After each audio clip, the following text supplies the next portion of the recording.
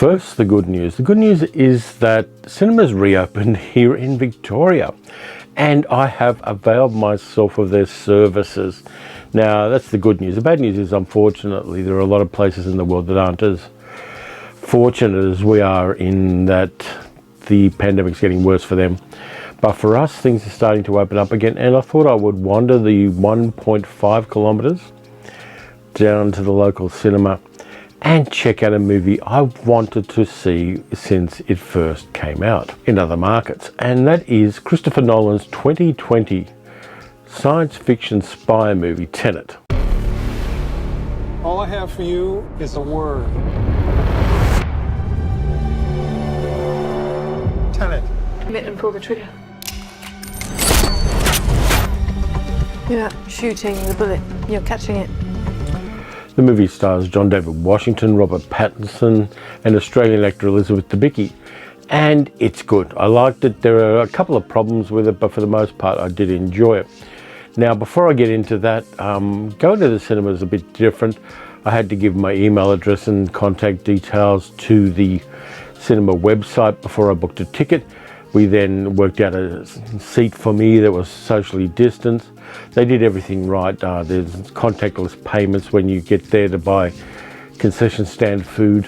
The cinema people there are really nice. All credit to Village Cinemas for basically making things as smooth and seamless as they possibly could under the circumstances. So Tenet, yeah, it's kind of hard to talk about it too much without getting spoilery. So like I did when I recorded a review of it for the ABC radio in the Northern Territory yesterday, I'm going to not spoil anything that's not in the trailer. By the way, the mug I've been using is my See You in the NT, the NT being the Northern Territory where I do the radio, and that was one of their tourist promotions, See You in the NT. They're a rough lot there, but their heart is definitely on their sleeve, and they've always been wonderful to me. So back to the movie. John David Washington stars as the protagonist, who's called the Protagonist. He's a CIA agent of a high level of skills, not just a field agent, but tactically and strategically, he is next level. After an unsuccessful attempt to rescue some hostages and to take back what they think is some plutonium, the protagonist team are compromised, and he suddenly wakes up after thinking he's been killed and is recruited for an organization called Tenet,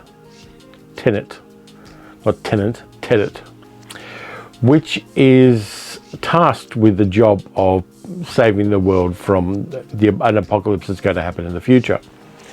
Tenet has found some artifacts which have some very unusual properties, in that they are traveling backward in time. They find out that it's not just small objects that are traveling backward in time, and that there are machines which can enable people and material to travel back in time. The protagonist is then involved in a temporal Cold War between a Russian oligarch called Sator, played by Kenneth Branagh, because they couldn't find a Russian actor to play the character. And we get some backstory for the Russian oligarch, who is quite a nasty human being and has prepared things so that people can't touch him or take him out of the picture. His estranged ex-wife, Kat, played by Elizabeth Debicki, is kind of sort of recruited by the protagonist to help him in their endeavours. We know that Christopher Nolan is a fan of physical effects. He doesn't particularly like CG, he doesn't like model work, and one of the big centerpieces of this film, apart from a whole bunch of others which are all mind-blowing, is when they crash a 747 into an aircraft hangar which is used as a kind of customs warehouse for billionaires. And they actually crash a 747 into a large building.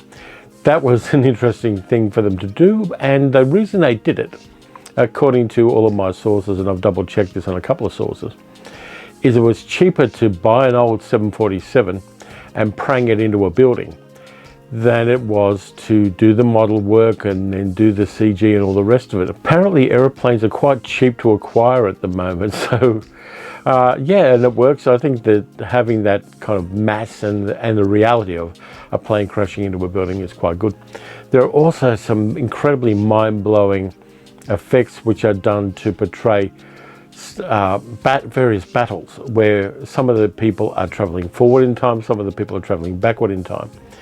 And the strategies involved in that. There's a big battle with two groups of soldiers, one of whom is traveling backward in time, the other traveling forward in time. And the people traveling backward in time communicate with the people traveling forward in time and tell them where they're going to make mistakes in the future so they can correct them. And that is portrayed really interestingly. This is not a movie to see when you've had a few, when you've had a skinful and you're half pissed. You need to have your wits about you. So, you know, nootropic drugs, Red Bull, 3 or 4 espressos, and you're set, because you've got to really pay attention to follow the plot of this film. Now, John David Washington is great as a protagonist. Elizabeth Debicki is great, and more than a lot of other female characters in Christopher Nolan films, she's given a lot of agency, and she is one of the main engines of the plot. Branagh is good, but then Branagh is never not at least interesting. And Robert Pattinson as a guy called Neil, who is a British secret agent, is good. Now, people give Robert Pattinson much more shit than he ever deserved. He's a fine actor. Because he started out doing Twilight, people have kind of discredited him and his skills, but I think that his character in this one is really an interesting piece of work, and it's kind of cool to see him slipping slightly into the James Bond realm. I don't think he'll ever be James Bond, no. Future me, I'm sorry if I say that and he turns out to have been the actor they picked for James Bond. But just to kind of wrap up Tenet a little bit, you should see it. It's good, it's solid. If you haven't seen it already, a lot of markets have seen it already. It cost $200 million US to make, and it made about 309 so far. It's only just hit local markets here, though I think in other states of Australia it hit a lot earlier, and it probably would have made a lot more money if cinemas were open. But nonetheless, I think it'll make some money on streaming, it'll make some money on physical media, and we all know my preferences for physical media.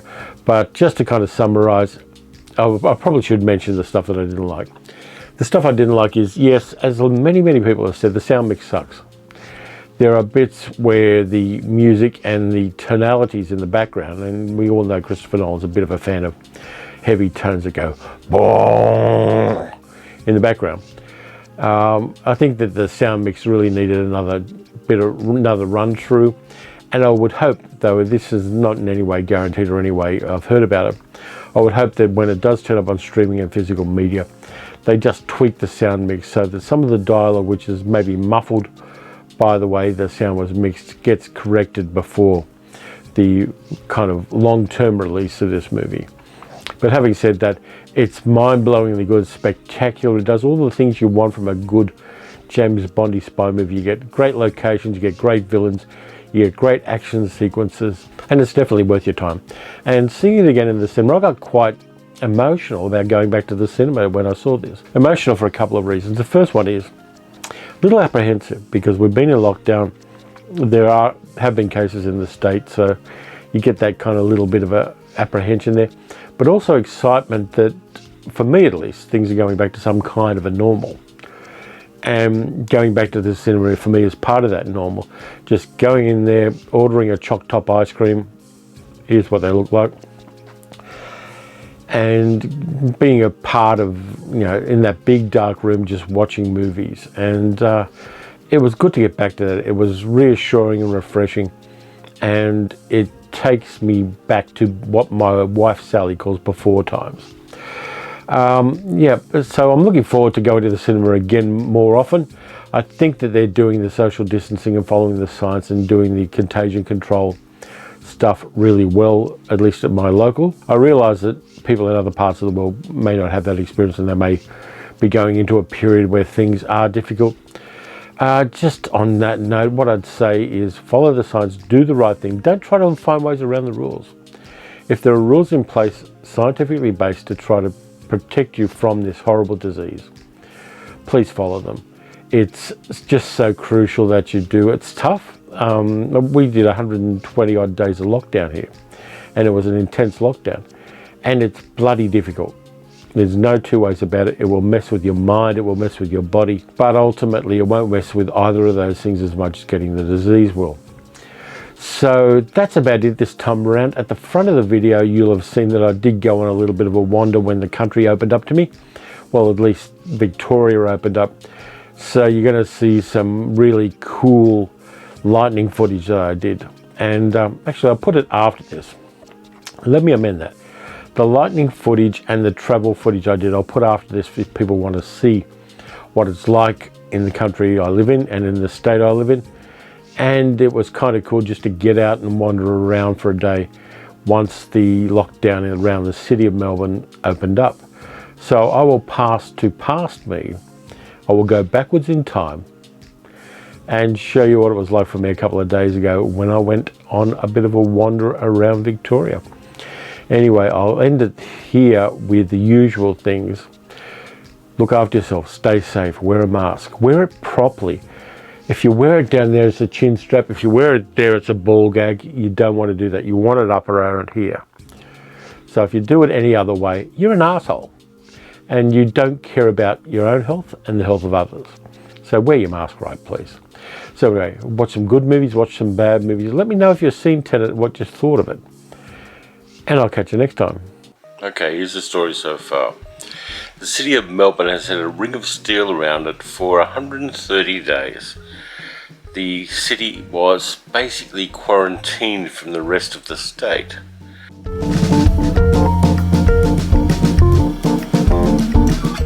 But today I'm going outside the ring of steel. The lockdown's been stopped. Everything is getting back to something like normal. And it is currently 3:30 in the morning. I'm up and I'm going to go for a drive and see where the road takes me. It's very windy outside. There are storms that are going to be showing up very soon. And I'm going to see where I go. I need to get out about. I need to get out of the city. I've got some old school media to put on in the car. And I'm just going to see what happens. I'm going to do a bit of a vlog this time. It's going to be roughly around movies because I'll talk about them inevitably as I get on the road. So it's time to see where I end up and see whether the storms are going to be at all photogenic. So we'll be talking about movies as I said, but I don't know in what context. So anyway, I should get going. I've got to get another coffee into me before then. The coffee machine's just over there. Let's go.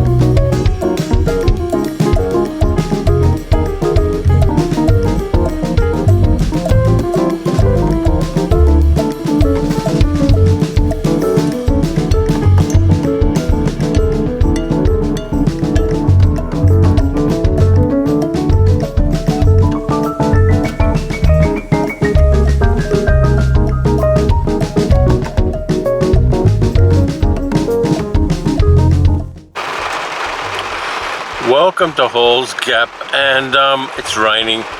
I kinda hit some weather on the way up here to Garryword, also known as the Grampians. Yeah, lightning, a lot of lightning, and yeah, got a bit hairy there. There was a bit of aquaplaning on the roads. There was a bit of lightning around, but I'm gonna head back now because yeah, I'm starting to get a little tired. I need some coffee and some food.